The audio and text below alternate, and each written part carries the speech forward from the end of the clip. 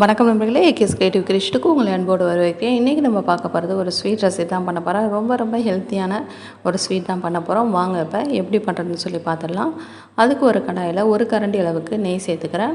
அந்த நெய் வந்து கொஞ்சம் போல் சூடான பிறகு அதோட முந்திரி பருப்பு கொஞ்சம் சேர்த்துட்டு அதை நல்லா பொன்னிறமாக வரக்கூடிய அளவுக்கு நல்லா வந்து வறுத்து எடுத்துக்கலாம். இப்போ வறுத்து வச்சுருக்க முந்திரியை வந்து ஒரு பிளேட்டுக்கு மாற்றிடலாம். மீதம் இருக்கக்கூடிய நெய்யில் வந்து நம்ம துருவி வச்சுருக்க கேரட்டை சேர்த்துடலாம். ஒரு அரை கிலோ போல் கேரட் வந்து நான் துருவி எடுத்து வச்சுருக்கிறேன். அதுக்கு முன்னாடி நம்ம சேனல் நீங்கள் இது வரைக்கும் சப்ஸ்கிரைப் பண்ணலாம். கீழே இருக்கிற ரெட் கலர் சப்ஸ்கிரைப் பட்டன் அமைக்க சப்ஸ்கிரைப் பண்ணிடுங்க. கூடவே பக்கத்தில் ஒரு பெல் சிம்பிள் வரும், அதையும் ப்ரெஸ் பண்ணிவிடுங்க. அதில் ஆளுங்கிற ஆப்ஷனை செலக்ட் பண்ணிடுங்க. அப்போ தான் நம்ம சேனலில் எந்த வீடியோ போட்டாலும் உங்கள் மொபைலுக்கு நோட்டிஃபிகேஷனாக உடனே வரும்.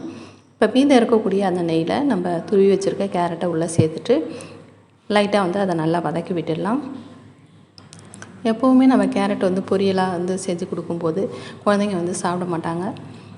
அதுக்கு இது போல் ஒரு மாற்று வழியாக நம்ம இது போல் ஒரு ஸ்வீட்டாக செஞ்சு கொடுத்தா கண்டிப்பாக வந்து விரும்பி சாப்பிடுவாங்க. இப்போ இந்த கேரட்டோட பச்சை வாசம் போகிறதுக்காக ஒரு 200 ml அளவுக்கு காய்ச்சி ஆற வச்சுருக்கக்கூடிய பால் வந்து சேர்த்துடலாம். சேர்த்துட்டு இதில் வந்து அந்த கேரட் நல்லா வேக விட்டுடலாம்.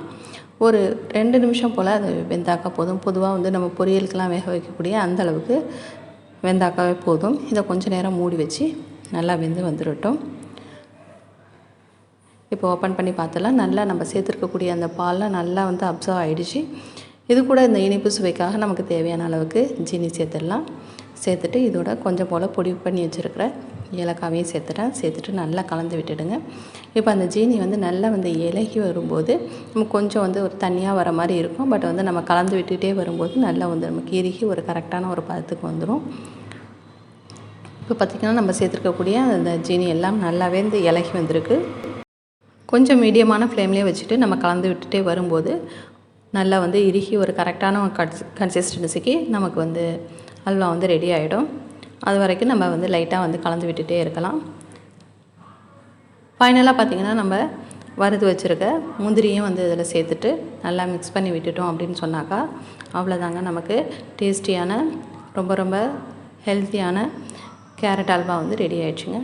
கண்டிப்பாக வீடியோ பிடிச்சிருக்குன்னு நினைக்கிறேன். பிடிச்சிருந்தால் மறக்காமல் லைக் பண்ணுங்கள், உங்கள் ஃப்ரெண்ட்ஸ் அண்ட் ரிலேட்டிவ்க்கு ஷேர் பண்ணுங்கள். முக்கியமாக கமெண்ட் பண்ண மறந்துடாதீங்க. வேறு ஒரு இன்ட்ரெஸ்டிங்கான வீடியோட உங்களை மீண்டும் சந்திக்கிறேன். வணக்கம்.